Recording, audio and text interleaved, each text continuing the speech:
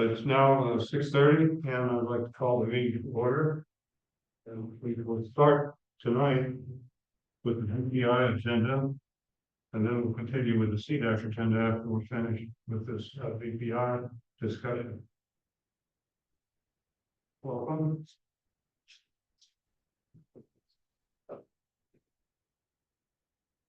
Okay.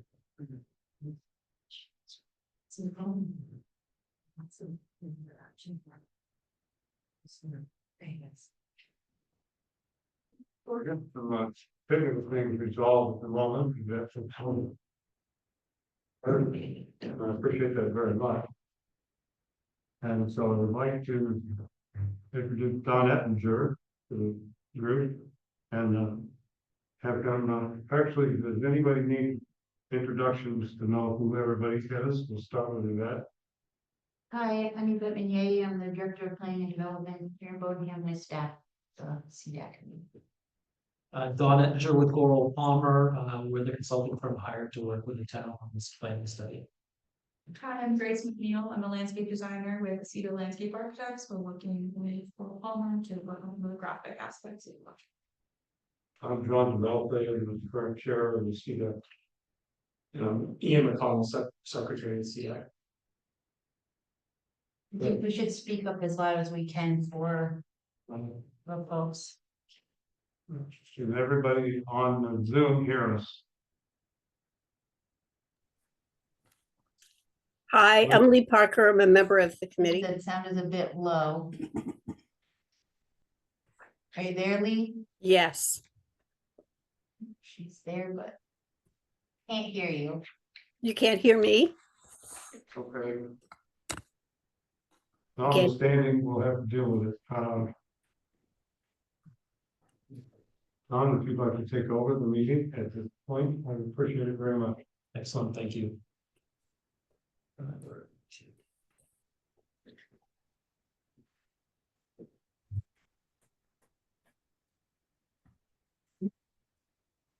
Second. I see you guys can see all of that, which does.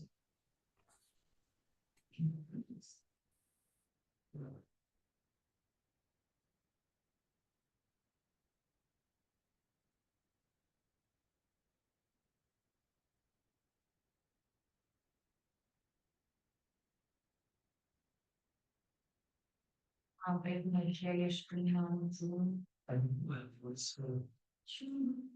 It's showing it up there, but so it's not on the other screen.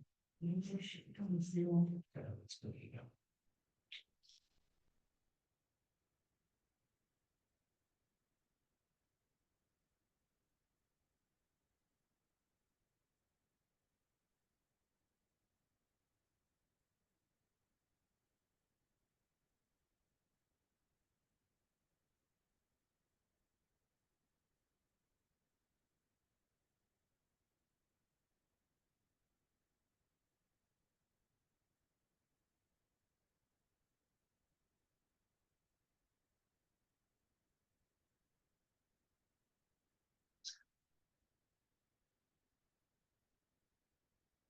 All right, so everybody in the audience here can see the screens, correct?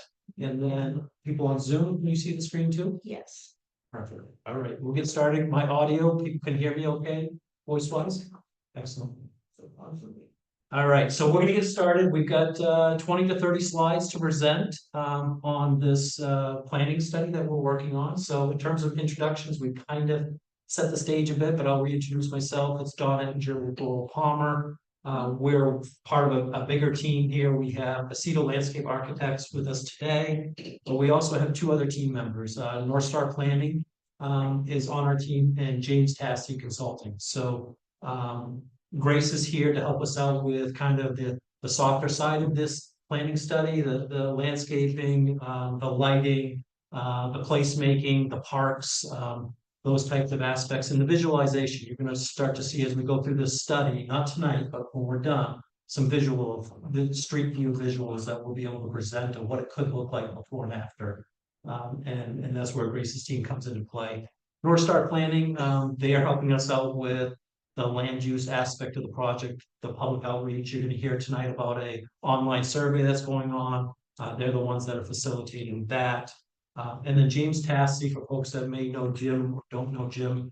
Jim is, he's kind of a statewide expert on all things bicycle and pedestrians. He used to work for the Bike Coalition of Maine.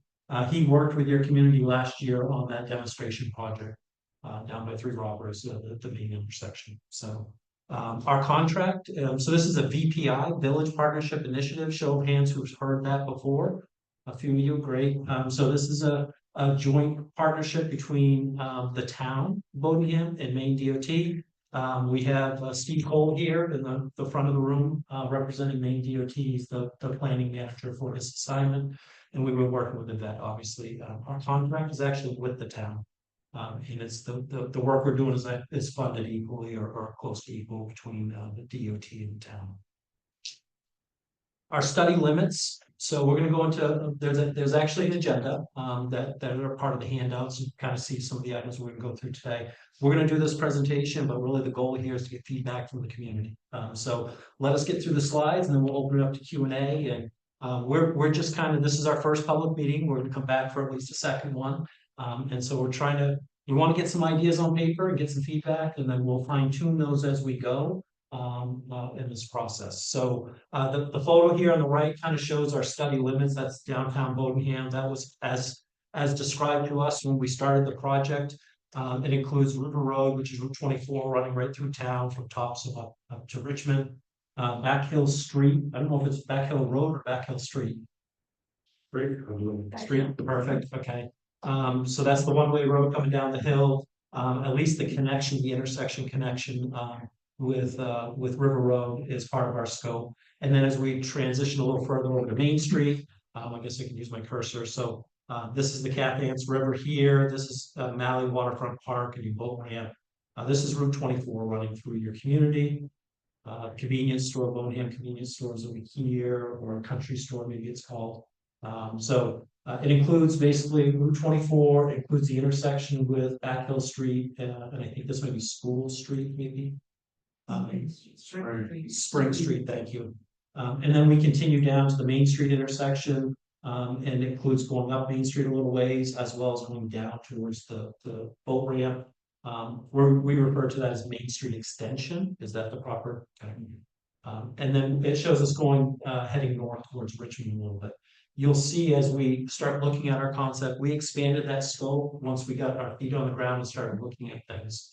But that was our original scope of the study. What we like to say is anything within a 5-minute walking distance of these study limits is in play for this type of work. So you'll see that we've expanded our limits in areas. So I mentioned the waterfront park and the boat ramp is in play. We have some very rough graphics, but some preliminary graphics that we want to kind of share tonight and get some feedback. You'll see here in red, once we dug into this, we're actually proposing work all the way out to the Wallentine Road intersection on Bay Road, and then all the way over to Ridge Road, which heads up towards the school. So it's just shy of a mile, 0.7 miles. So what is our study scope? A lot of text here. It's basically a transportation planning study. So since it's funded by the Maine Department of Transportation, what we're doing, we need to make sure it has a transportation purpose. And so we look at a variety of things here. It's just not about moving cars and trucks. This study is kind of just the opposite, because your Route 24 already does that. That moves cars and trucks through there. Unfortunately, probably moves them through too fast. And so we're kind of looking at a bigger picture of what can we do to make this more village friendly, more pedestrian friendly, more local friendly. So we're going to look at corridor safety. How can we improve the safety within this corridor, the study limits? Accessibility, that's for all modes. So that's just not vehicles, but pedestrians and bicycles. Placemaking opportunities. Can we create some spaces in your community? You're actually blessed with the waterfront park. You already have some placemaking opportunities here, but can we bolster those? Some folks will ask, what is the definition of placemaking? Placemaking is if you see a photo of it, you instantly know that's the town of Bodenham. That's placemaking. So can we create some more of those in the community? Traffic calming, we've heard through previous meetings. We got to do something about curbing traffic and speeds coming through the community. Pedestrian connectivity along the streets, but also to these public spaces. Review access management. What is that? Maybe wide driveway openings at the country, is it called Country Store? Yeah. Very wide opening there. Is there anything you can do to make it a little tighter opening? When we end up having bicycle and pedestrians run down through this corridor and you have those wide openings, your conflicts points become very wide. So if we can minimize driveway openings and access points, you can minimize conflicts with other modes of transportation. Makes it safer. So we'll look at bike and ped accommodations, on-street parking. We'll probably talk about that tonight. And then the landscaping, lighting, wayfinding, which is signing, and amenities. Maybe benches, maybe bicycle racks, things like that. And then why do we do all this? The ultimate goal, DOT created this program with the ultimate goal that we bring back your village, your downtown area to serve more about the local purpose, non-vehicular purpose, that when folks drive through, they're gonna wanna stop. They're just not driving through, they wanna stop and visit and enjoy your community. In doing so, when we build projects like this or design projects like this, the goal is to spur economic development. The ultimate goal is to create a community where people live, work, and play. You know, so that's kind of the big picture, big vision behind the study. Here's a purpose and need statement. So this, whenever we do a planning study, we put together a purpose and need statement. Why is this important? Well, when we come to recommendations at the end, we want a purpose and need statement that we can compare those recommendations to say how well did we meet the purpose and need of this study. So a lot of text here, I'll just kind of read through it real quick. The purpose of this study in downtown Bowdoin is to identify a range of implementable alternatives to improve safety, connectivity, accessibility, and placemaking for all modes of transportation, bikes, peds, and vehicles, while maintaining mobility both now and into the future. So there's not a lot of traffic analysis we're doing on this study. We're not focused on making sure all the cars can get through. We're focused on those ancillary aspects of transportation. The needs of this study include improving safety, controlling those excessive speeding vehicles, providing better connectivity and accessibility to your landmarks, whether it's town hall here or down along the river or the restaurants in town. All in a manner that will create a welcoming and inviting downtown that will improve or encourage economic development. So similar to the previous slide.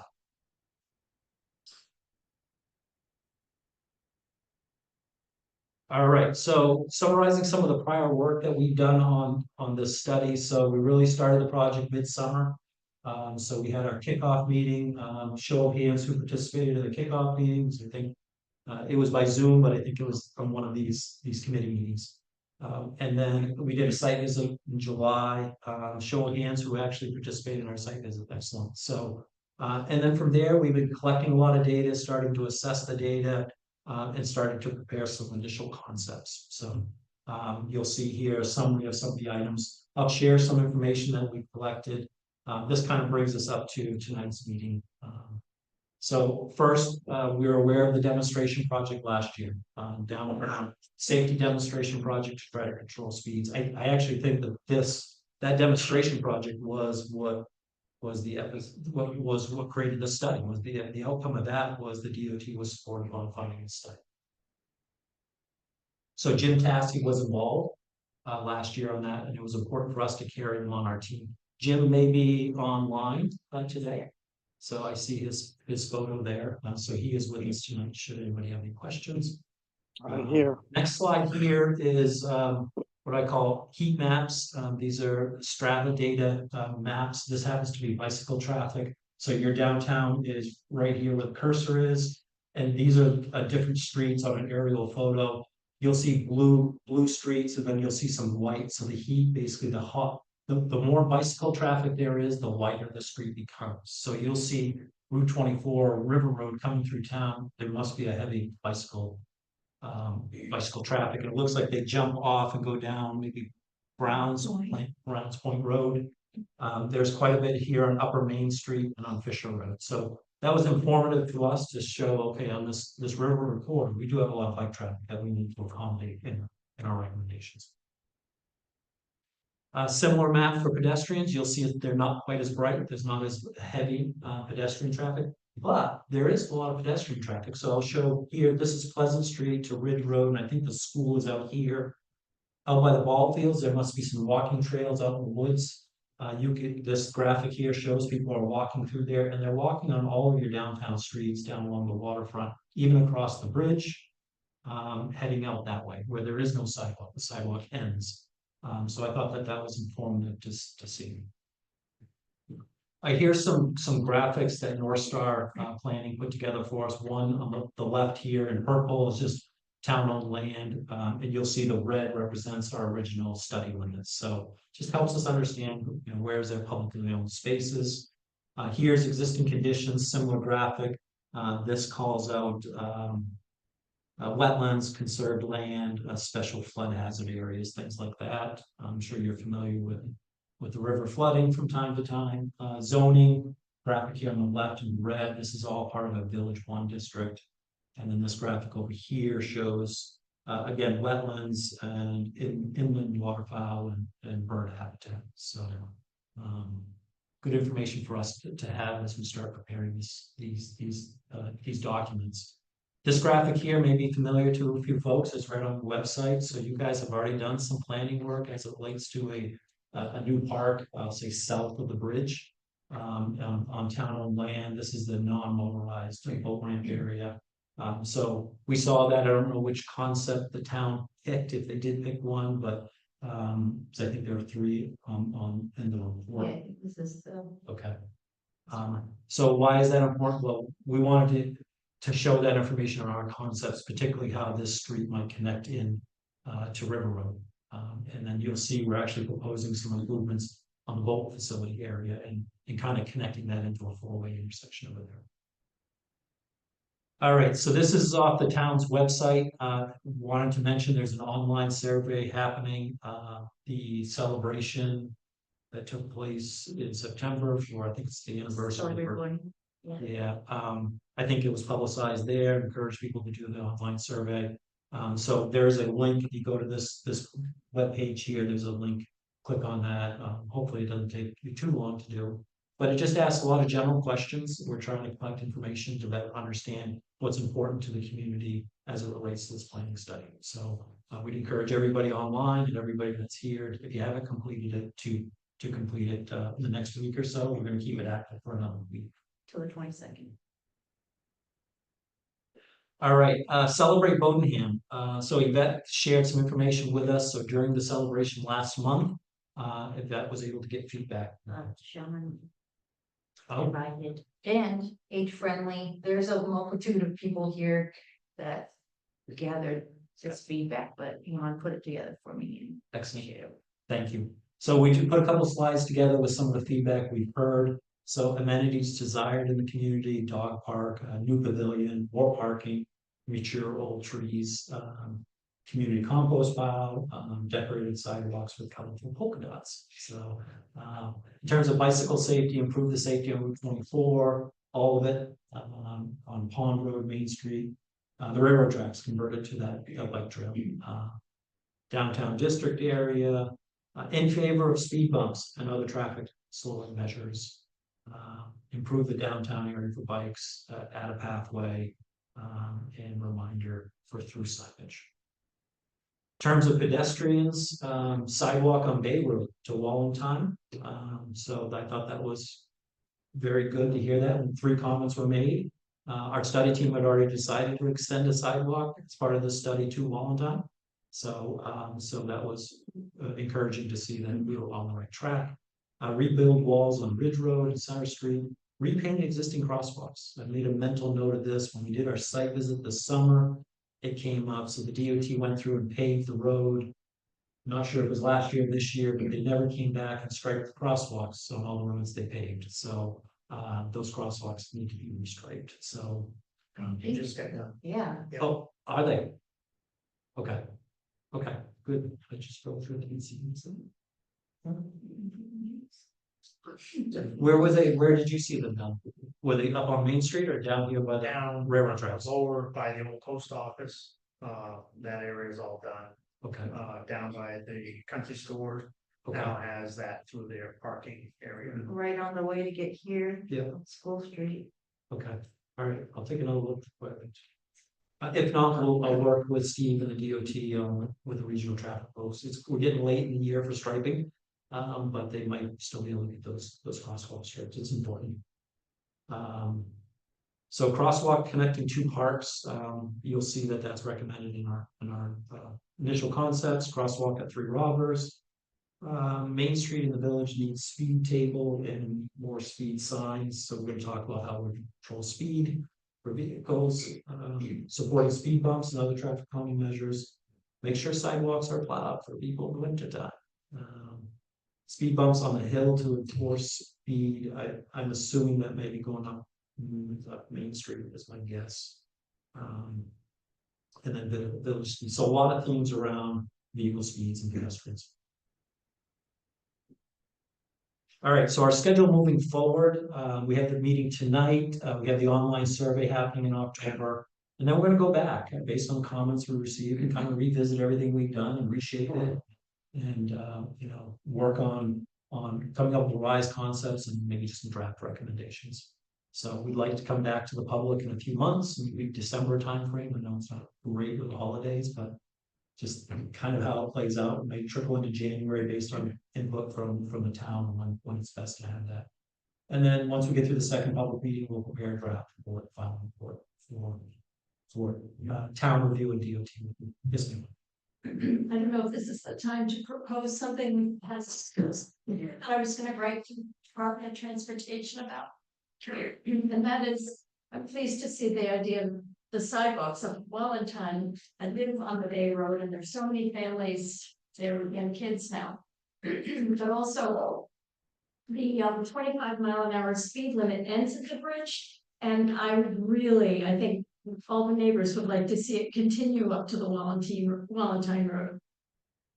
We got you covered. Yeah, the select board last meeting, we went through and submitted to DOT all the changes we'd like to see for speed limits. So there's actually quite a few, and that was one of them, to bring that 25-mile-an-hour up to Wallentine. So that's it. If there should be a report that we can give out that shows what we've proposed, and now DOT will do their look to see whether the traffic study says they'll go up or down. It's always a gamble that if 85% of the traffic does a certain speed, that's what it ends up at, or 87%. So you take a gamble when you say, let's change the speed in this area, because you may want 25, but you're going to find out it may be 35 or 40. We had to really pick which speed area we wanted to put our apples in and see where it was gonna fall. So Yeah, so to build off what this gentleman has said is that you can request a speed zone change, but DOT will go out to a speed zone study to determine what should that speed be. It may stay the same, it may go up, it may go down, maybe indifferent.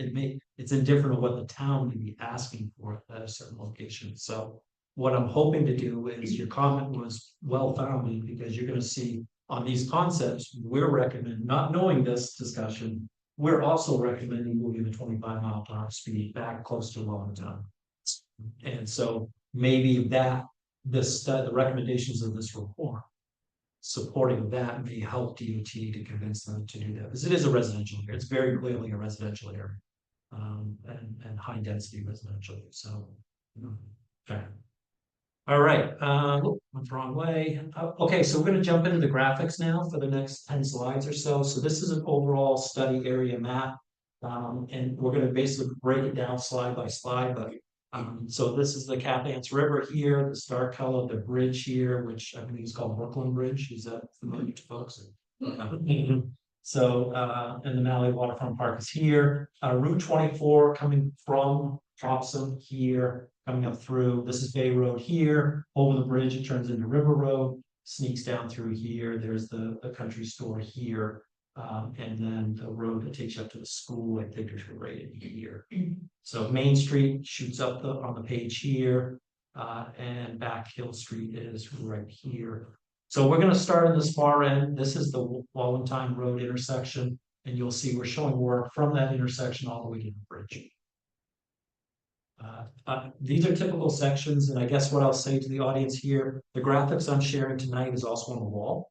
And then there's also typical sections and some renderings of what we might do down near the boat launch area. So these typical sections are basically cross sections, how much pavement and gravel and what kind of curb do we put in and how wide are the sidewalks? A lot of that's spelled out in these little details here. They're subject to change.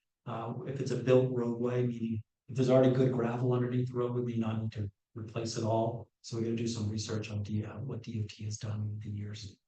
But wanted to share those graphics. So here's the first one. We're starting up here at Wallentine Road intersection. We're proposing a sidewalk. We're actually proposing on the opposite side of Wallentine, where the utility poles are. So on the south side, but we basically would propose a 5-foot shoulder and then a 5.5-foot sidewalk with curbing.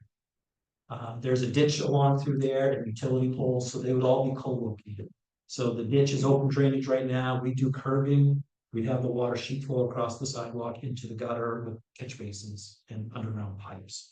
So, and then the sidewalk may get a little wider to also accommodate the utility poles through there. So, so we're thinking we'll do a crosswalk here to tie into Wallington Road. Speed limits. So you'll see here, we're proposing a 25-mile-per-hour sign just north of the intersection where the houses start. There's already a speed zone drop that happens to 35 right here. So I think we're gonna have to stagger them back a little bit around that corner. But the idea being that, and maybe the 25 should be before the intersection. You can kind of figure out those details. But the idea being this is a higher density residential area where the speed should be lower. Sidewalk continues, I'll say on the left side as we're coming into town. And then we continue down through, yes. The green, is that a fill Yeah. or what? What is it? Great question. So, so what we have here, the color schemes are, so you have an aerial photo. This lighter gray would be roadway pavement, so that's a 5-foot shoulder. This black dotted line, that's our curbing, so proposed curbing. And then the dark gray is our sidewalk, and then behind it is grading, lawn area, things like this, kind of blending it into we don't have any survey, so we're doing this all off area photos. The red lines here represent approximate locations of right-of-way limits. That's the limits of which the state of Maine owns for Route 24. And then you also see, and hopefully I've got them, yeah, I do. So you also see there's some property lines that work back off the right-of-way. These would be private property lines, and we tried to add in owner names. They may have changed. We probably got it off the town's website or someplace like that. So Is that yours, Mark? yeah. That one's right. Yeah,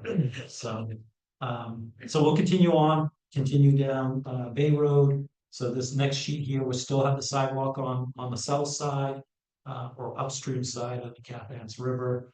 We continue down through the residential area. And then as we get closer to the Cathans River, there's a sidewalk today and a sidewalk on the bridge on the north side. So we initially thought, let's just run the sidewalk, continue it on the north all the way up through, but because the properties are pretty tight on that side of the road going back to Wallentine, and the grades are challenging, we thought it'd be easier to install a sidewalk on the other side. So what we've done here is we proposed our first gateway treatment. This is a traffic calming measure approved by DOT. Where we install center medians. So basically, we've seen some islands in urban areas. These would be raised islands, slope curbing. You could landscape those islands, or you could do pavement on wherever you choose. But in the center of the road, it forces vehicles to drive around them. As they do that, they're going to be slowing down because there's a kind of an obstacle in the center of the road. So we're proposing that before the bridge, because once you get past the bridge, we're right into your village, right? And we're gonna have a lot of stuff happening. So we want traffic to be slow before they cross over the bridge. It also works very well for our pedestrian crosswalk. So we have a sidewalk on this side at the bridge. At this gateway treatment, we'll have a crosswalk. May have rapid flashing beacons for pedestrian safety, something like that. But it serves as a refuge island for our pedestrians. And then the sidewalk would continue on this side. So we come to the bridge. The bridge is scheduled, for folks that may or may not know, scheduled for a rehab. There's some DOT is planning some form of reconstruction, might be a redecking. It's not a bridge replacement. The bridge is in pretty good shape, but they need to do some maintenance on it. So our notes have in year 2026, they're going to be doing some construction work on that bridge. So we're gonna assume our template's the same. They're not gonna widen the bridge. It's a truss structure. It's kind of hard to make any improvements on that bridge from a pedestrian standpoint. But then on the other side, on the downtown side of the bridge, we continue that sidewalk and you'll start to see our pattern will change a bit. So the bridge is over here on the left, as we're coming into town. I'll give folks the bearing. This is the railroad tracks here. This is the boat launch facility and parking area. And this is the intersection with Back Hill, and I did write School Street down, and you told me this. Spring Street, okay. So that's that intersection there. So a couple things are happening as we come away from the bridge towards the railroad tracks. We are aware that the tracks they're abandoned, they're not operational, and there is a bill in the works about abandoning the tracks and making it a multi-use facility, multi-use trail. So we're aware of that, and that might happen in the future, but we didn't want to assume that was a done deal. So we're working kind of around. So prior to the tracks, we're aware that there's a new park on the upstream side, the non-motorized side. And you'll see we're proposing a four-way intersection here and moving the entrance to the boat facility. So we can create a four-way intersection here as opposed to having them staggered. There's a lot of safety benefits to a four-way intersection. The other thing we're proposing here is we're proposing a raised intersection. So you've heard of raised crosswalks, right? Where the crosswalk is elevated from the road and cars have to slow down and go over it. This intersection, the whole intersection will be raised up. So we're showing crosswalks on all four legs. And the vehicles on River Road need to slow down and go over that and come back down.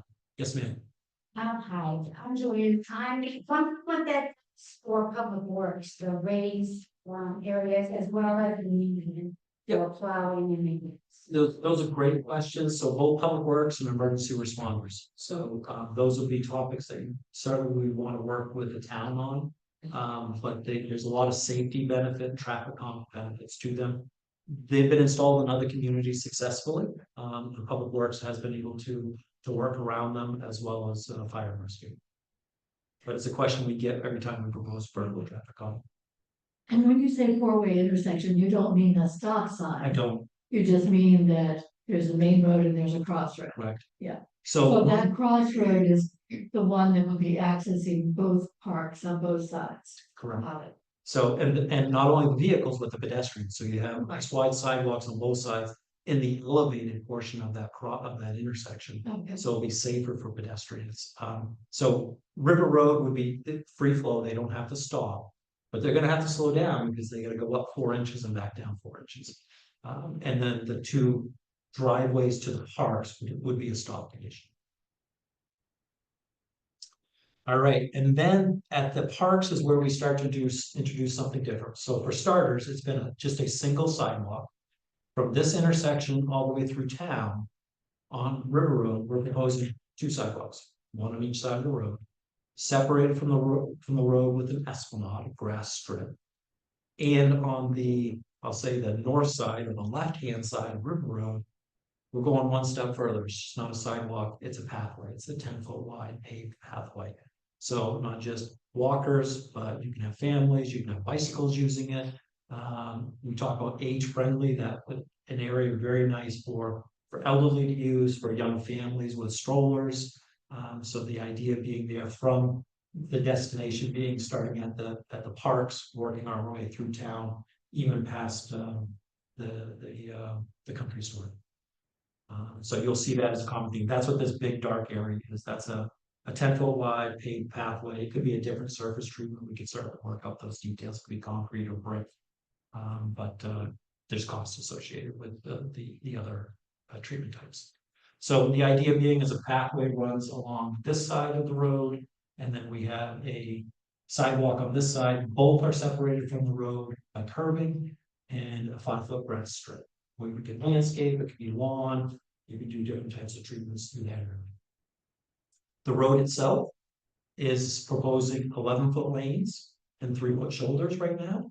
So we'd have 14 feet from center line to the curb in both directions. Our study team has been discussing the merits of the 3-foot shoulders. We saw there's heavy bicycle traffic here. So this concept assumes the bikes are sharing the travel lane with vehicles. Vehicles going slow enough, that makes sense. If they're experienced bicyclists, that makes sense. there is some talk within our study team, should we propose 10-foot lanes for vehicles and 4-foot shoulders for bikes?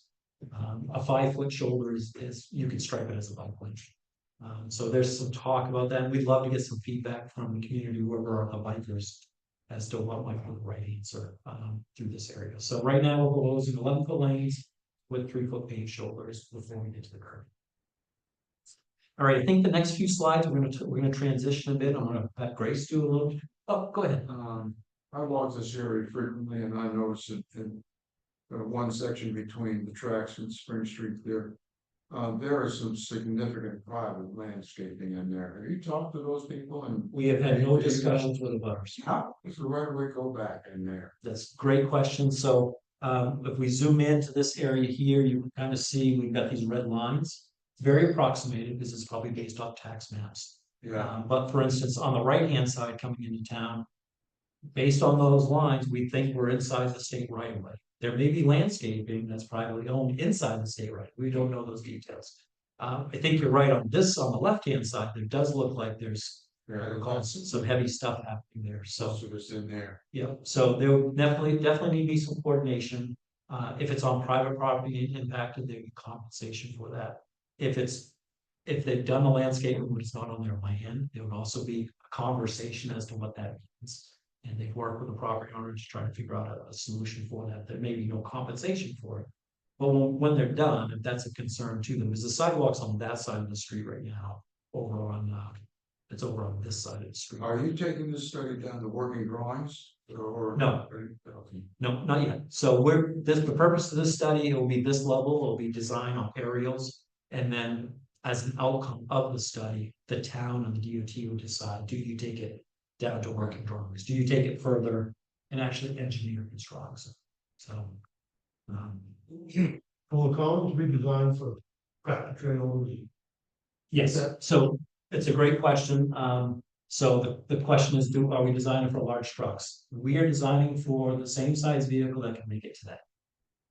So DOT loves us to design for WB67s, which is the very large tractor trailer. But some of these corners don't accommodate a WB67 today. Well, that was the problem we had with the first bike coalition, the study in the sidewalk that was down at 3 Roberts. Was the first truck couldn't make the turn and wiped out half of them, and after that, all the truckers said, this isn't gonna work, and just ran them over because they weren't designed for commercial traffic that we have a lot in this town. Correct. So to answer the question, Maine DOT will require us to design for the truck traffic. So these intersections and corners will need to design for it. What I will tell you is my engineers that have been looking at this, the corners don't work. The existing geometry don't accommodate the very largest trucks that DOT want us to design. So what we're doing is we're running what's the biggest truck makes it today and making sure the proposed design accommodates that same size vehicle. To be fair in the process. Otherwise, these intersections are going to blow up very, very big and not very pedestrian friendly. They'll be very truck friendly, but not pedestrian friendly. So we're trying to balance that, but it's a great question. It would be part of the assessment. I know, look up to Colby, the circles they put in. It's like sidewalks in the middle, but they're designed for the trucks to go up over the curb. Right. Make the corner. Correct. Yep. So speaking of the intersections, this intersection here, we're proposing a 4-way stop.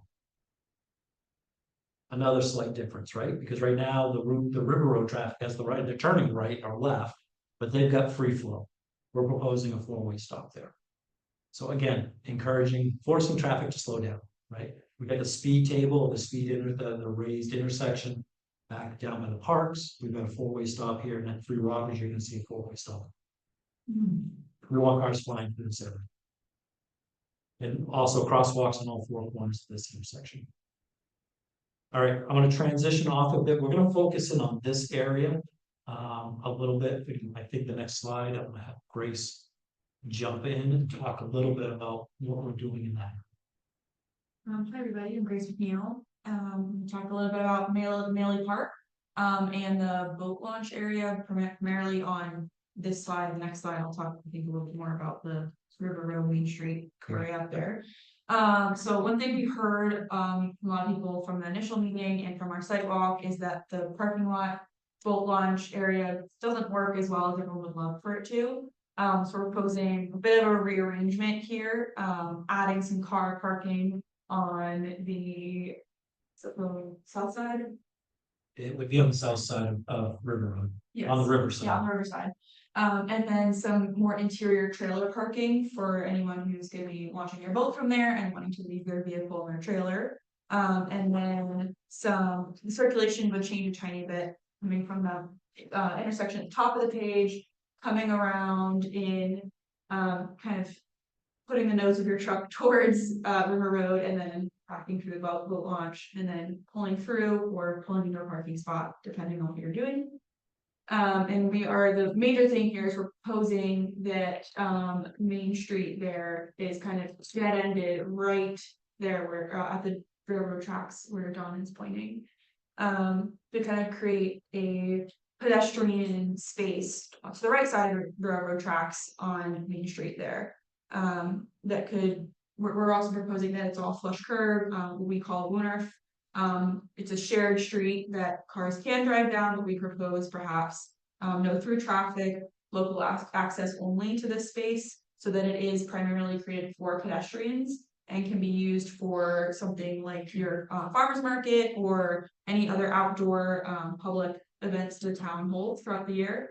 But you would still have access to that lower portion of the park that I'll get to on the next slide where the current gazebo space is. Yes, so with the flush curbs, you would still have parking spaces and we're proposing adding some street trees and planters into that like sidewalk area, even though it would all be pedestrian access due to the flush curb. We're not getting rid of any parking in front of the other building to the right left. The lodge, the Masonic Lodge. Yes, the Masonic Lodge. Okay. Yeah, there's still gonna be head-in parking there and then parallel parking along the street trees area. And still maintaining access to that back parking lot area on the other side of the building. But just wanting to create a space that's much more pedestrian friendly and biker friendly. Also proposing adding areas of bike parking. Start to like just the left of the railroad tracks. And then also up by the car parking area, and then also near where the street trees are, kind of in that plaza piece. And then right to the left of the trees. Right there. So are you saying no parking going down Main Street on the right near Three Robbers, no parking there? Yes. Uh-oh. Yeah. And then you take one way around the loop. Yeah, it's one way. Well, it's gonna be tough on the boats when they pull in. They're gonna be facing the other way to pull up. Right, they have to back out, they have to back out to make it work. It's easier said than done. I know. Yeah. I hate to tell you. I know, Yeah, I mean, It looks like a this is one arrangement that we've come up with that is more efficient maybe use of space than there is now. But there's certainly other things we could try to make it even better. Relocating the restroom, would that widen that out by about 30 feet? and so I'll jump back a slide, it's a great comment. Just did I apologize on. So this slide here, we showed this four-way intersection, raised intersection. You'll see the entrance here. This right here, I think is your restrooms. So the restrooms would need to be relocated as part of that concept. And we were thinking that it would make sense to have them kind of halfway down that driveway, right about there. Still accessible from that pedestrian area, still accessible from the park, to kind of nice middle ground there. Okay, that's still railroad right away.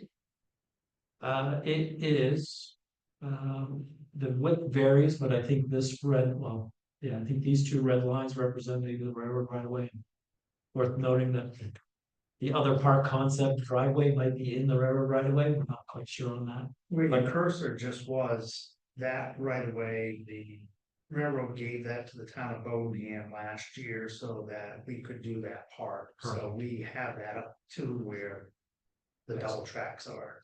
But it wasn't extended on the Maley Park side. Okay, so what we're showing for graphics, it's hard to see on this one, but I can go back. We're showing.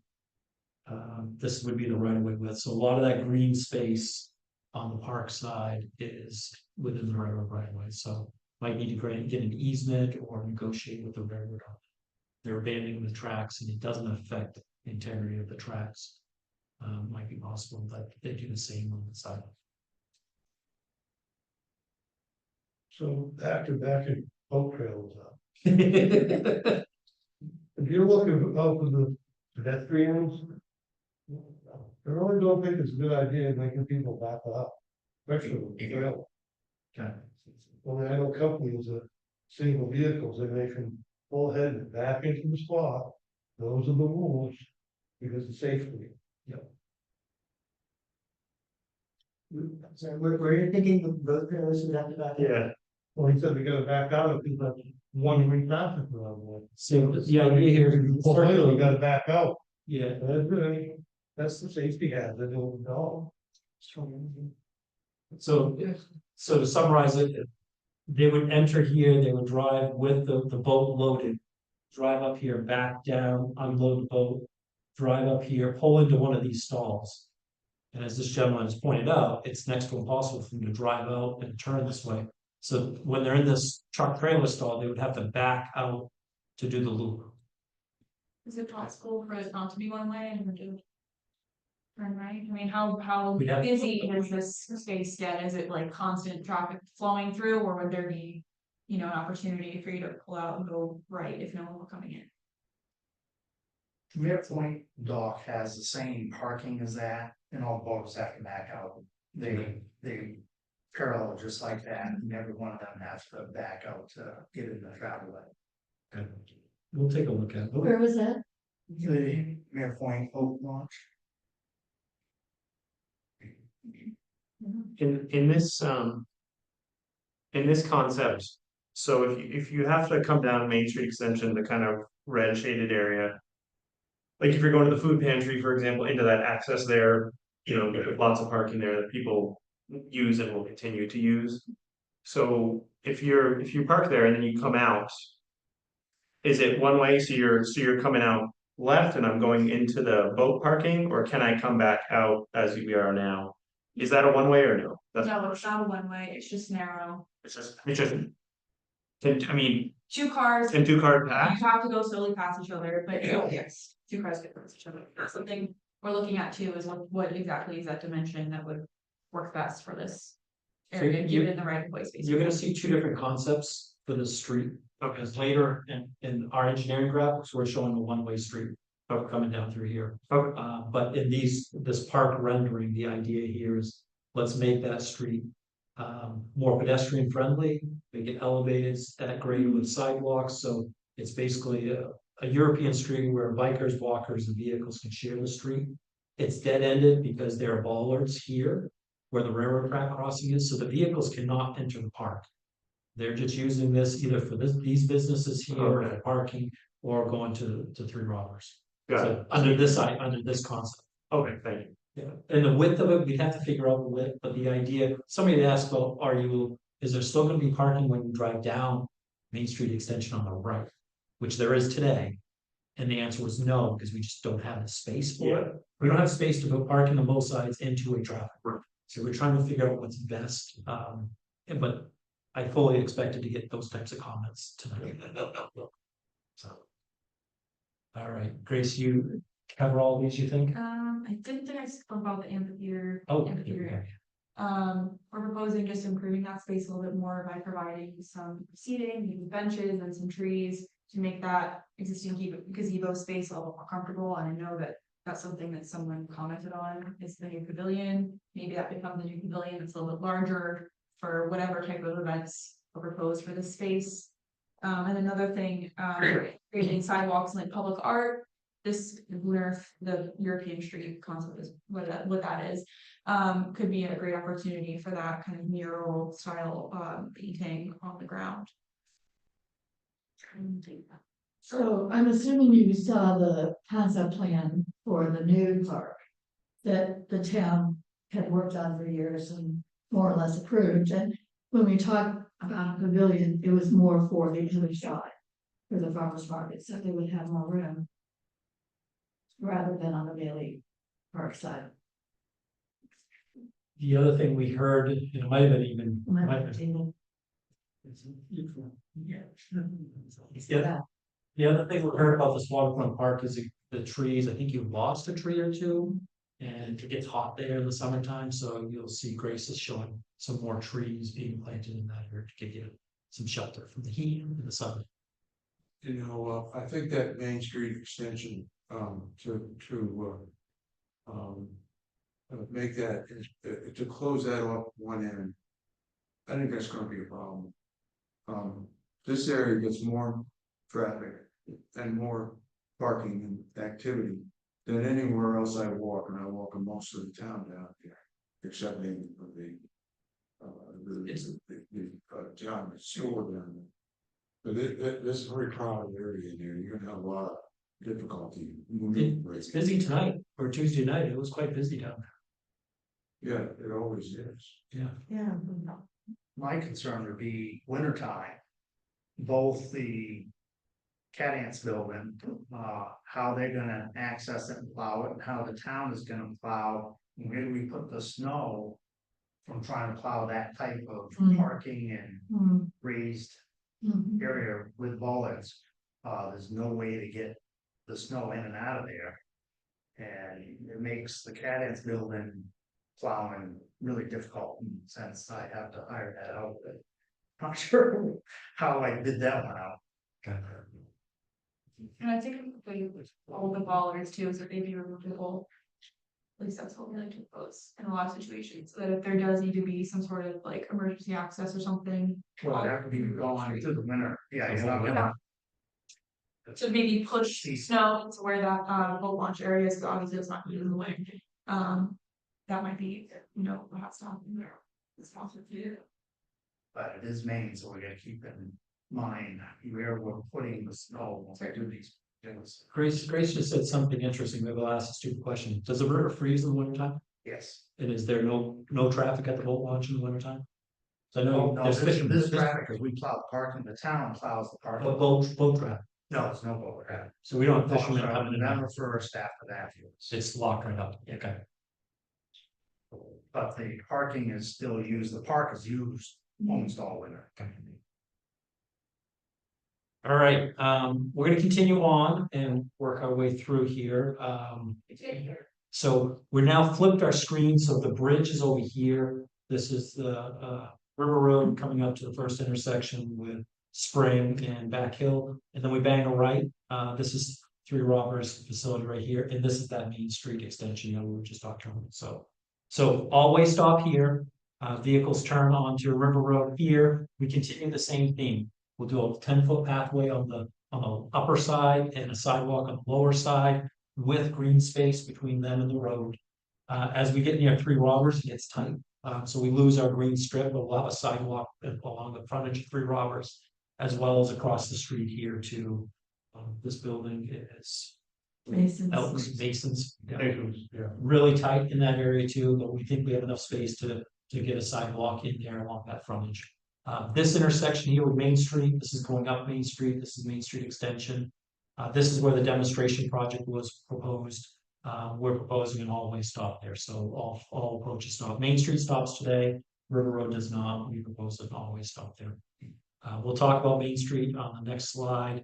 We continue the theme around the corner on River Road, heading up towards Richmond. This is the gas station and the country store.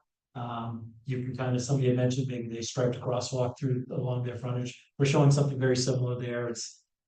I believe it's our understanding that maybe there's a permit or approval process going on, but maybe creating a gas station on this side of the street.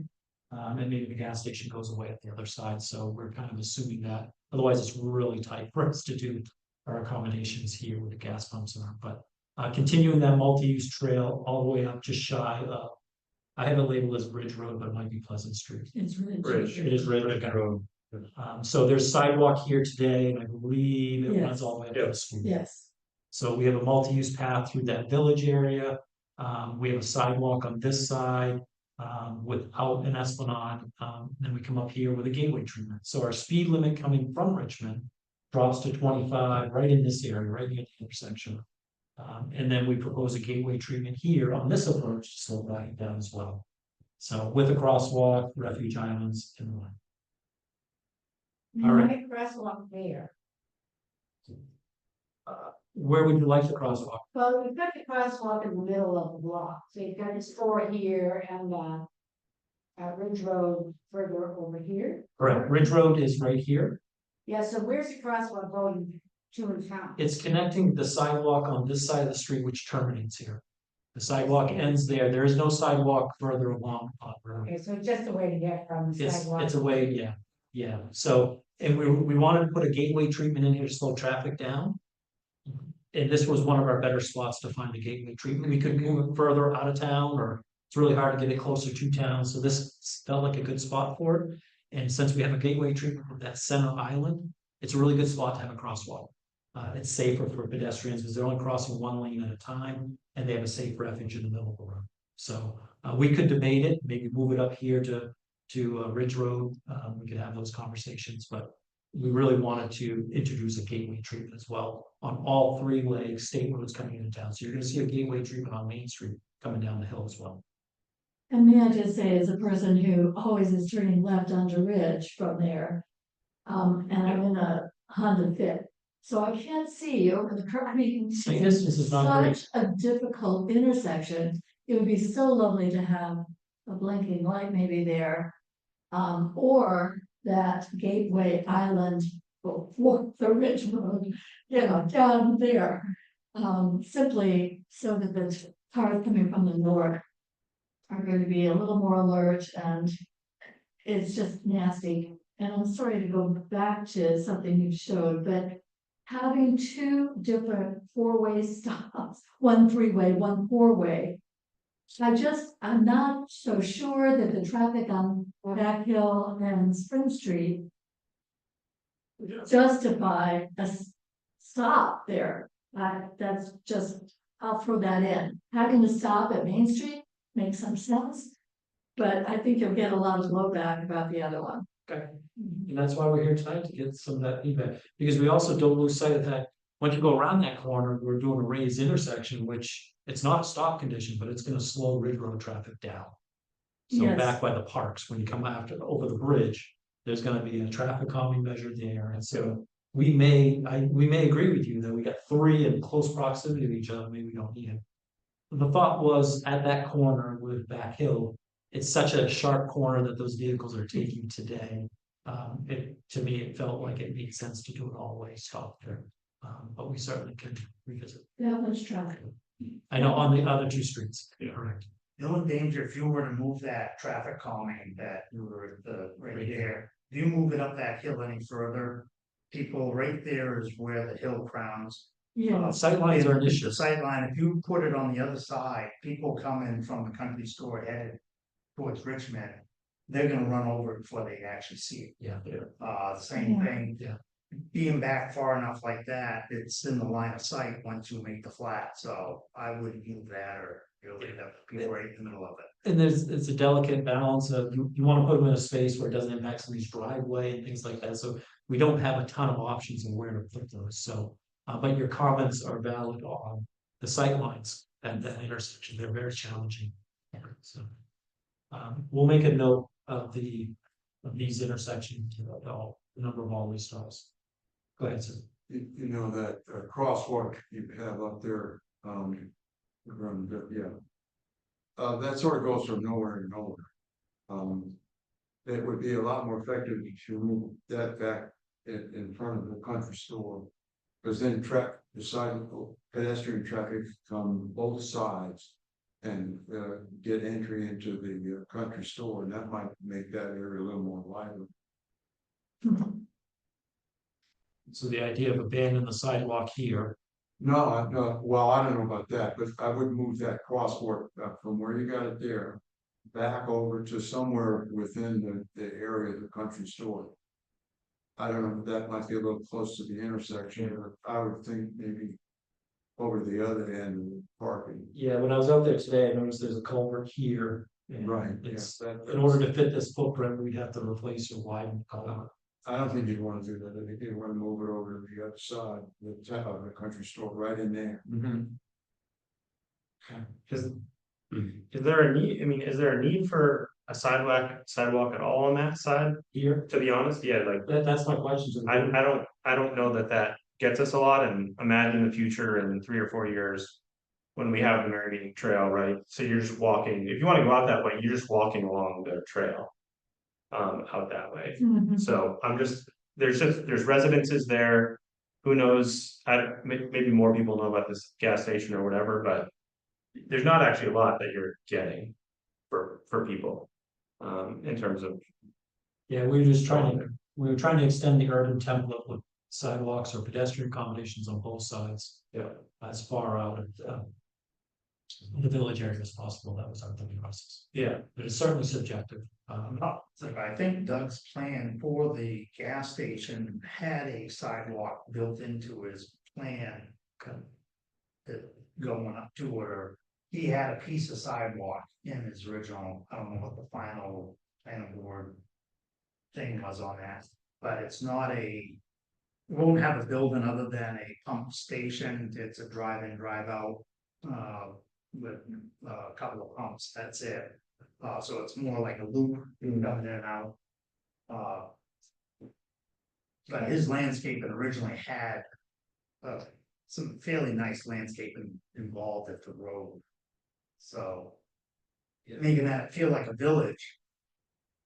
No, more like what you see of an improved area, having sidewalk on both sides does make sense. The only thing I worry about is the second house, them getting across to go south with that.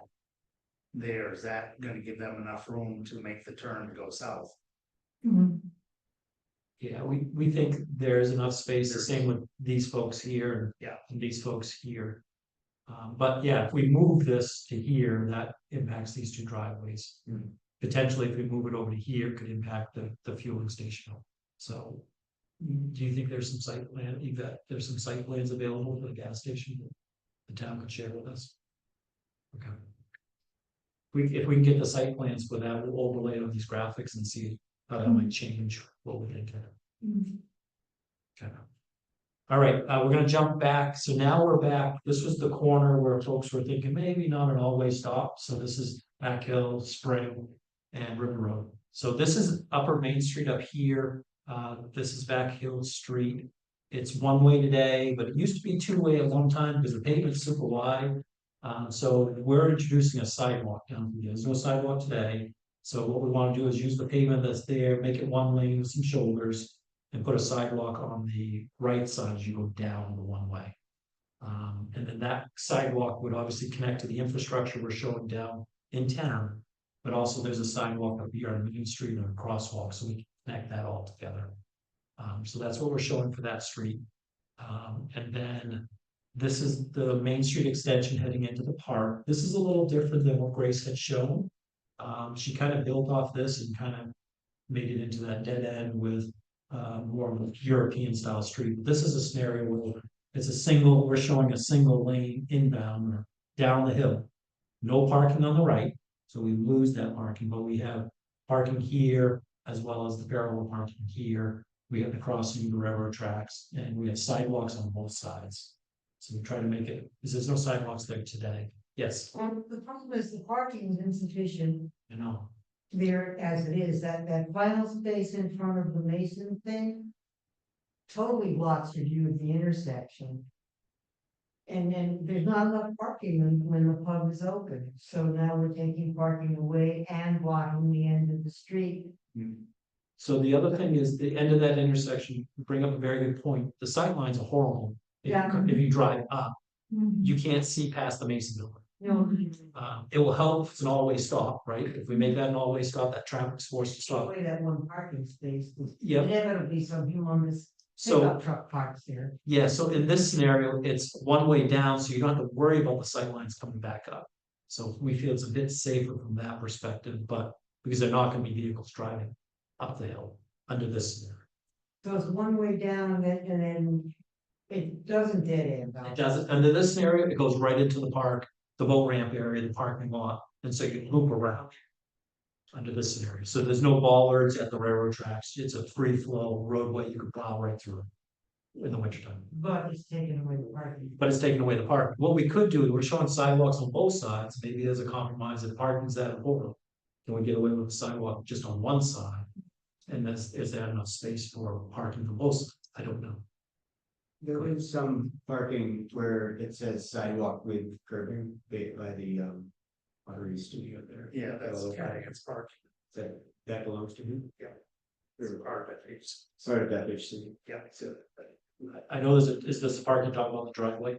yes. Yeah, so we have that, and I think there, I don't know if people park back, I don't think they do, but they park right along the street here. Yes, yes. Yeah, so, yeah, so, How many parking spots usually? saw 3 or 4 cars parked right here tonight. Yes, it's out before, Yeah. and then it's More hard. so. They were parked everywhere. I saw them parked here. I saw them parked here, and it looked like it was more than just the renters that were parked here. And then this was full, and even some parking stalls up here. I don't know if they were also going to Three Robbers or not, but pretty much every available parking space was occupied. Well, even some of the parking down at the boat ramp are people walking back up into the rivers. There's not just Three Robbers, Cadigan's, they've got the music. So he's usually got 2 or 3 bands practicing. The food pantry, Wednesdays, there's up to 45 vehicles involved with that. Plus the 8 or 10 workers. The pottery studio, 3 times a week, they have open studio, so there could be anywhere from 10 to 15 cars involved for the studio, the pottery alone. But also Cadigan's has 8 other businesses in it. So there were probably 15 employees. So it is a busy area. All right, we can continue back up. So I think the last section that we need to discuss is Main Street. So going up the hill, we're proposing sidewalks on both sides for a certain distance. There's a sidewalk here you go up the hill on the left. I think there's a sidewalk for a building or 2. This is publicly owned space. This is town owned space with a little park and a cannon. And I recall on our sidewalk, maybe trying to do some enhancements to that park. Worked with the CETO on that. But coming up the hill on the right-hand side, there is on-street parking, so we're keeping that on-street parking and showing a sidewalk, right? There's a sidewalk on the right. Sidewalk there now. There is. Yeah, yeah. So I'll zoom out, we'll go to the next slide. All right, so going up the hill. So maintain the parking and the sidewalk on the right, going up the hill, all the way up. Coming down the hill, we run the sidewalk for 2 or 3 buildings and then kind of terminate it there. We are also showing a gateway treatment. Coming down the hill, we heard feedback that cars are going too fast, going up and down the street. So another center median in that area. So that's what we're proposing. There's a lot there to digest. I think that is our last slide. And then for feedback, just some of the bullets that we're trying to focus in on: safety, intersection improvements, biking ped accommodations, traffic calming, parking, access management, Main Street extension. We've talked a lot about Main Street extension, the waterfront park, the boat launch, and then other ideas that you guys might have. So I'm completing my presentation. Probably took longer than intended to, but we were able to integrate, answer questions as we went through. So at this point, unless anybody has any questions, we're gonna open it up to the group if you guys have other questions. So Going up Main Street, you're narrowing Main Street a little bit. For biking, I'm a big biker, it's a hill. Most bikers are maybe doing 4 or 5 miles an hour because of that hill. So they're gonna be in the way of traffic. And if it's a narrow road, right now it's wide enough that bikes can kind of move over, but when you put a traffic calming in it, there will be no room for cars to go around bikes. And that hill is long enough, it's about a 10-minute hill. So you bike it many a time. it's just something to be aware that. We've got to figure out how we're gonna get bikers up the hill in cars all without killing each other. It's a great comment. We took a stab at it. We weren't perfect at it. But most of our shoulders in the downtown village area are 3-foot shoulders. Going up Main Street, you'll see right here, we're proposing a 5-foot shoulder. So basically a shoulder for bikes, but it's not perfect. Because when we get to the gateway treatment, that shoulder drops to 3 feet. And if we go back down the hill where there's on-street parking, you have no shoulder because the cars parked just took you 5 feet away. So we'll revisit this and see if we can try to co-locate a bike lane, 5-foot shoulder with parking through this core component there, tied into the system. Because it's a great comment. A lot of this area where it's 25 miles an hour, as long as the grades are relatively flat, we're pretty comfortable with shared lanes, and that would be basically vehicle share the travel lane with cars. But if you have grade changes, the bikes can't keep up with the vehicles. So going down the hill is not an issue, but going up the hill is a problem. So I made a note of it. We'll see if we can revisit that. Other questions? So the island, those are raised, Those will be raised islands. so have you tried? How does it, I've never even taken them out, as a thought. So that they make a flat area, it's still an island. Is there any studies on how well those work compared to the raised ones? So they're less effective. I will say we're proposing these islands in a bunch of communities that we're doing similar planning studies at. Most are receptive of it. We have a community in Madawaska, way up north. And they were like, their council would not approve the recommendations with these raised gateway treatments. They said it's a non-starter for us. We've got too much snow. It's gonna be a problem. So we're showing painted islands, flush islands. You could do flush concrete, you could do flush brick, you can do flush painted. They're less effective. So you make them rough too. so. Yeah. But they're still not as effective as some type of vertical treatment to them. So our idea would be slope granite curbing, so they're more rugged, they'd be backfilled with backing of granite, so if plows do hit it, you shouldn't be ripping them up, but you could landscape them. We're showing these as 6 feet wide, but they could be a little wider or a little narrow. They can go down as narrow as 4 feet. Usually in advance on either side of the island, there'll be a sign there. So in the wintertime, the plows are gonna see that they need to go to the right of the island. It's an island in. So we think they're more effective if they're raised. Yes. I just wanted to thank you for your thoughtful consideration of all of this. I'm especially glad to see sidewalks to Valentine Road because that is such a tricky, stretch. And I'm also glad to see the slowing down strategies and the road across between the two parks. All of that is very helpful, and I'm sure we'll sort out the details. I think you can tell from our comments that Lower Main Street or Main Street Extension is going to be the trickiest thing to look out. It's the hot button, yeah. Yes, sir. Well, I think the trickiest thing is the stop signs, on 24. Just because I think people are really used to not stopping, and I think, a lot of us agree that one four-way stop just shouldn't be there, but. I don't know, I still wonder if the other one, especially now you have it going one way down the extension, if that could be raised or something, so people didn't have to stop. And then the other thing, I have 2 little kids I live in town, and there's the 2 spots where they're always where they're gonna get smushed. One's in front of the country store, and the other one's on the extension. But I will say we go down always the south side, so if you do one sidewalk, just do it on the south side of the extension. So this side, Oh, sorry, I had other side. okay, so on this side.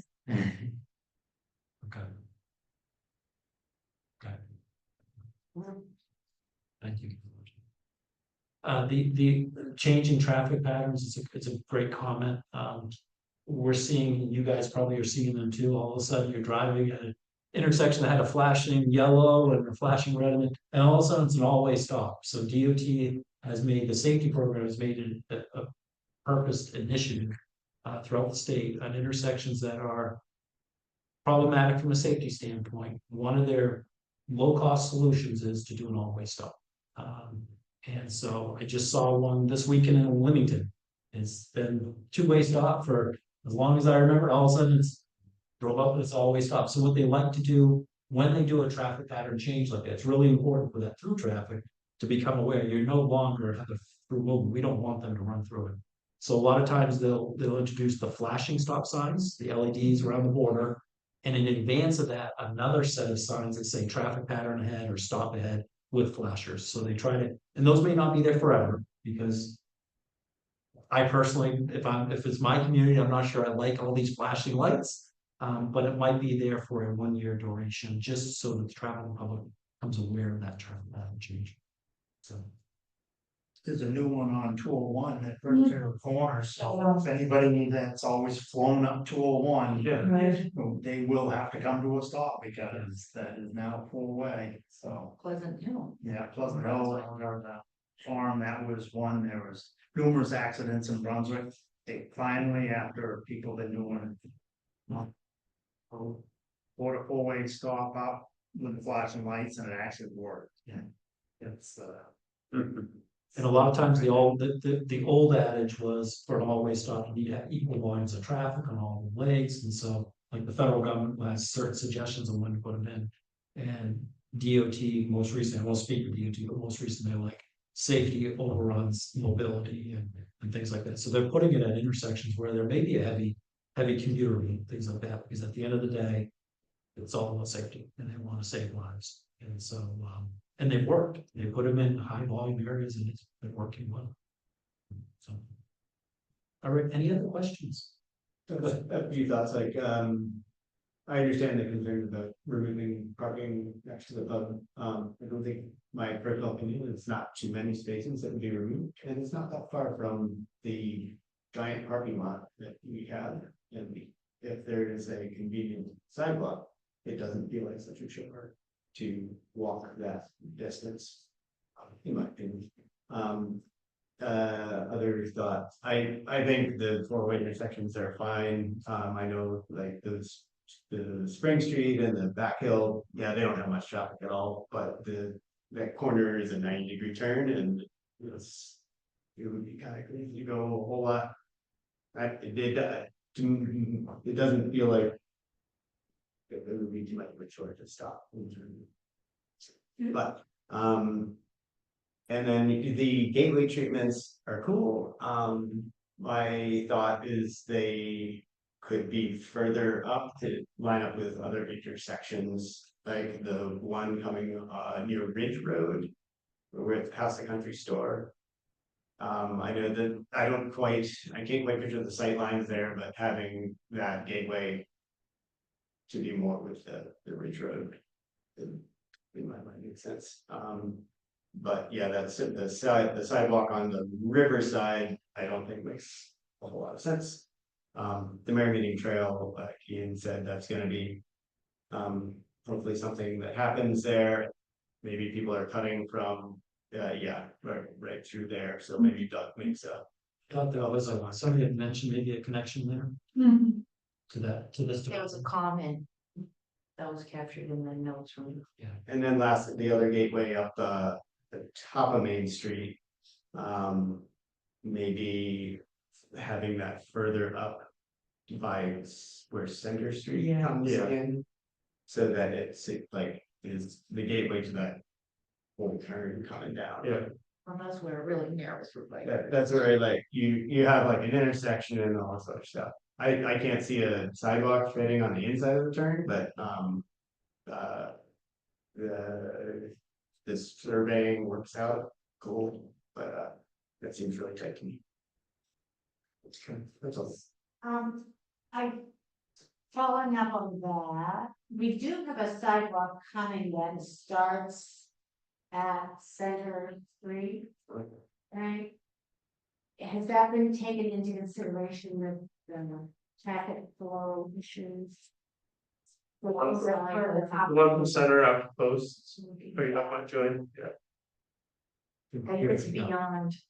Right, It's so it's beyond beyond your maps. Yeah. It actually goes up the school street. The good news is we're in negotiations with DOT to design that sidewalk for. Oh. So you know. There we go. We're aware, of it. We're not in a contract,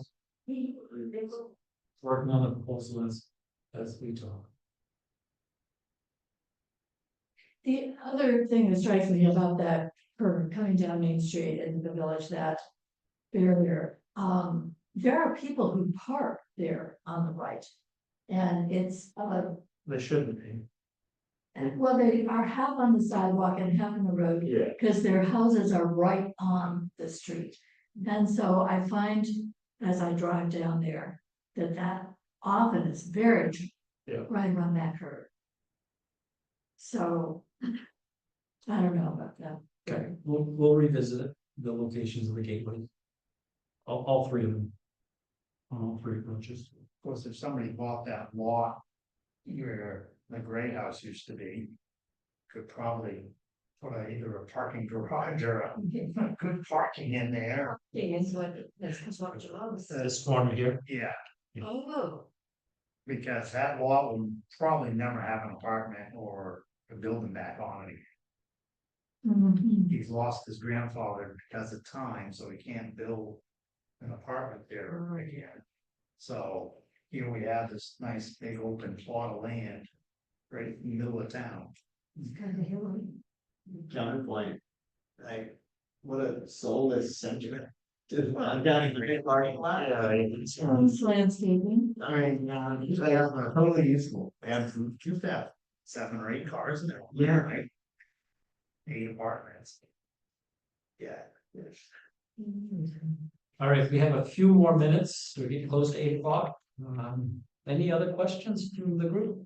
And I don't know if there's any online questions. Feedback. Yeah, ask away, folks. You can come off mute if you've got a question. where did you have any remarks or things for increase? We're gonna have just increased traffic with time, so just curious. I think I saw one maybe in the park somewhere. We had them in three different locations, Okay, and we could, I mean, certainly have more. I just couldn't. There might be, so one, actually right where the laser pointer is, right there. One just to the left of the street planting there, and then one just at the bottom of the car parking. Yeah, okay. Did you have any scenarios for the parking lot that don't involve leaving the bathroom? That seems like an unlikely thing. Only yes and no, that's been one of the most expensive bathrooms in town. Inside or outside? And with a feel that we had to plug the hole so that it has holding tank now. So we pump that out twice a month at $450. The vandalism's been bad, but it's been not in a great location because it took away about 8 parking spots that the voters used to use, and we heard about that right off the bat. With the new park, is it something that should have been designed in the new park with leach field? Problem. I know, so this, the orientation of the driveway kind of come right into where the existing bathroom is. And that, the whole point of having a driveway there, so there's a 4-way cross intersection where streets cross each other, like, look at each other essentially. Which is a more safe intersection, and I'm sure Don can tell you more about that than I can. The challenge, I think the question was, did we consider other driving locations? The current driveway is here. We could have held this location, but ideally we want the 2 driveways in the parks to align. And we want the crosswalks to align, so, and we were told that this building that's there today stays. Is what we were kind of told. It looks like it stays in that master plan, so this driveway location for both facilities seems like it's in conflict with that building. And so it felt like we should relocate that to align with that. So that was the logic behind it. That's why we didn't show any other ones. I'm not sure I'd want to move the driveway closer to the bridge, the river. So the other benefit of being up here, so one thing we've kind of avoided is the rail trail. And our thought behind the rail trail, because when the rail trail happens, that's a potential crosswalk location as well. And that crosswalk would be really close to these other ones. So our thought would be, if this is a rail trail, you could simply realign it to come in at this raised intersection across here and then transition back. So we wanted to get it as close to that rail trail as possible. We don't have the authority to assume that trail is gonna be built, because somebody else has jurisdiction of deciding that. So our concept, our planning study can't assume that's gonna happen. But by placing it where we did, we're able to integrate the rail trail at any future relative to the facility. At the rotary crossing. When you work in that area, watch out for those trees. Go down there and look at those trees now that are along that side of the parking lot. They're really beautiful. Yeah, I noticed that along the railroad corner, right? Yeah. Here in the parking lot, Right where you have. there's some nice trees there. Town plant those or? Yeah, those went in when matted. Okay. That was, Noticed that. 17 years ago, 20 years ago. There are none on this side though, right? It's just on the boat ramp side? Yeah. Okay, I did notice those today. All right, any other questions? Yes, sir. Well, just in the scope, will there be any rough costing at all that you guys will do with these scenarios? Yeah, There's so- a lot of sidewalks and I love sidewalks, they're great, but like sitting on this committee now and seeing how insanely expensive it is to put in a sidewalk, it's gonna happen really fast, so I'm just curious. It's also expensive to maintain. Yeah. It's gonna be public works in the town. Yeah. Correct down the road. So to kind of forecast ahead for the group, we're doing this outreach now, we're gonna revise graphics, make some edits, come back. Hopefully get consensus and from the public and from town officials. And then we'll prepare the report. Everything you see here, we'll calculate conceptual quantities and cost estimates for. And that information will show in the report, the recommendations, the concepts, the renderings. We're gonna come back with some street view renderings and what some of the streets might look like under these concepts. Costs will be in there. That will finish this phase. Somebody asked, we're doing design plans and we're not. That will finish this aspect of it. And then the town will have to make a decision, do they want to move forward with it? DOT is here tonight.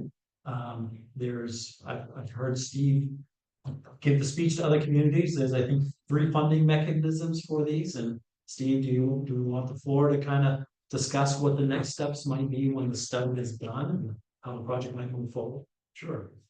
I thought this was a great meeting tonight. Lots of smart, respectful comments and questions.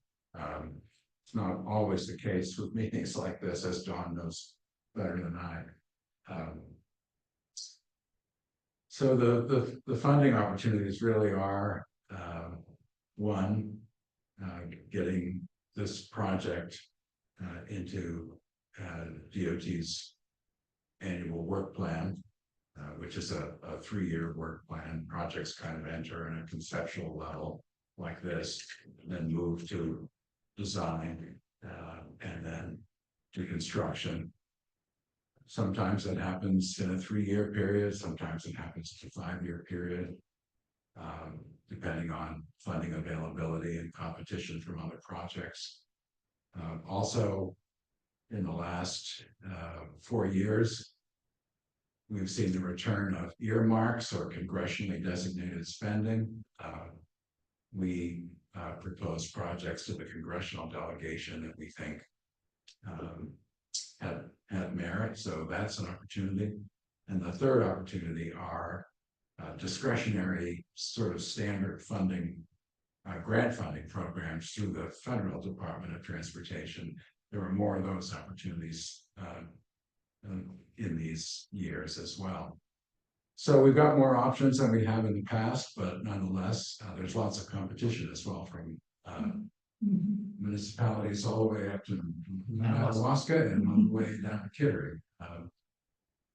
But this is, I think, will be a worthy project, and I think people will see it as such. It's an opportunity to do something in a downtown, in a village that deserves to have a better transportation options for all people than it has now, that can make the village improve from community and economic perspective through time. So that's what's ahead. Can I ask a question? With the construction phase of it, so say we build plans for all of this stuff. But we're like, can we just maybe do just the sidewalks over here. And then maybe we come back like a year or two later and we're gonna be thinking about, you know, the medians, or how much can you draw out the building portion of it? Or is this like a one-time, here's your master plan, and yeah, what is that? It's a conversation between the town and DOT. Some grant programs are best for larger projects that cost 18 or 20 or 25 million dollars. Some are better for projects that are maybe $8 million. And so it's sort of the state's appetite around this project and the towns as well. As we move forward, just as there was a match for this planning portion, there'll be a match request from DOT for both the design and the construction phases. Generally, it's about 10%. Not horribly steep, but still real money. Some towns have chosen to do just that event, to carve out portions of a project and do one that's maybe a $2 million project and another that's a bit less than that. And so sort of getting to the same end, but piecemealing it over a number of years. So we'll sort of look at that option and also look if there are opportunities, good opportunities to get more done with a larger price tag sooner rather than later. Maybe I should just mention, if folks didn't know, that the match that we're using is from the TIF fund, so it's not coming from taxpayers. Coming from where? The TIF fund. Oh, to future taxes. It's coming from the CMP parcels. That money has been put into an account to, you know, go after grant funding, match. This is like something that we've voted on, I think, at least the first 2 town meetings that I've worked here, but it's been in its fruition for like 15 years. We have 2 of them. But you can only spend it on really specific things, like towards economic development. So we spend that on match for the sidewalk.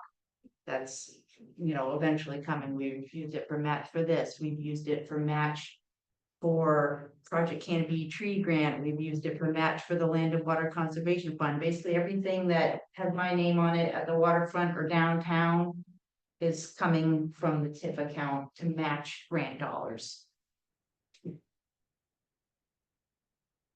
Just kind of processing with the speed, like it's awesome. So you guys requested to have the speed adjusted coming in here. Yeah. That's gonna be before our traffic calming measurements.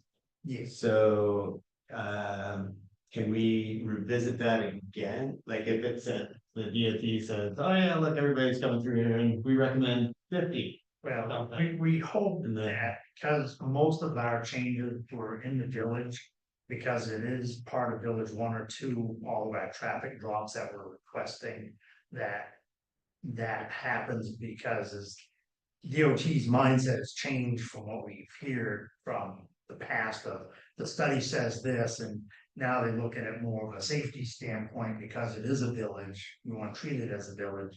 So we're really optimistic that all those changes that we've requested will happen. We actually do have roads in Bogan that don't have a traffic speed in DOT's eyes. They've never been Ridge Road 1, just never had a speed limit assigned to it. We've had, actually, if you look at coming in before Brooklyn Bridge by Wallentine, that's where it drops down from 45 to 35. Well, the DOT log says that happened up the road another 800 yards. We've never, the signage doesn't match what's on the log of what the speeds are. So it's just, there's been some variations through the years where either the town or somebody else has put a sign up, or the sign got moved without any logging of the changes. But the actual log that had it showed up by the airport, way up, was supposed to be down to 35 long before it is.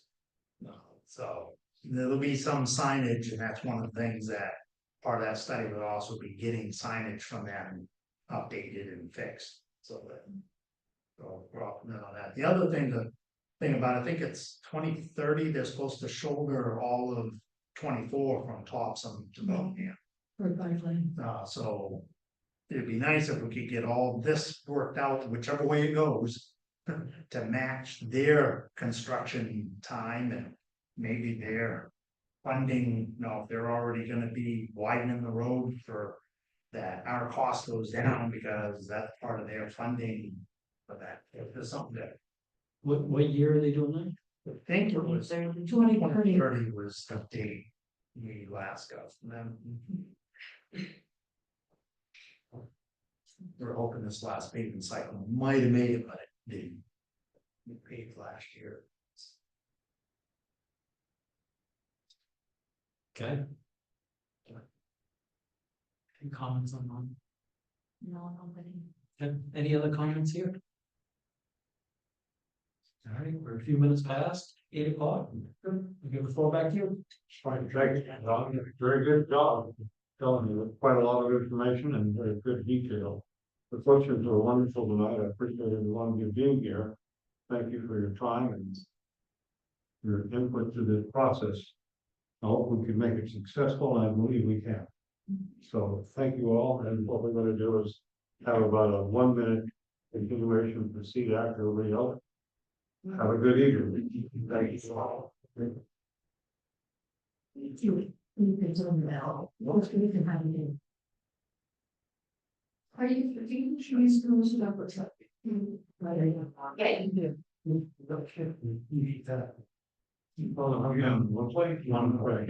No.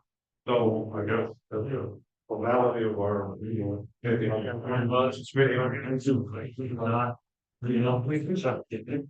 But it's working to get to it. Yeah.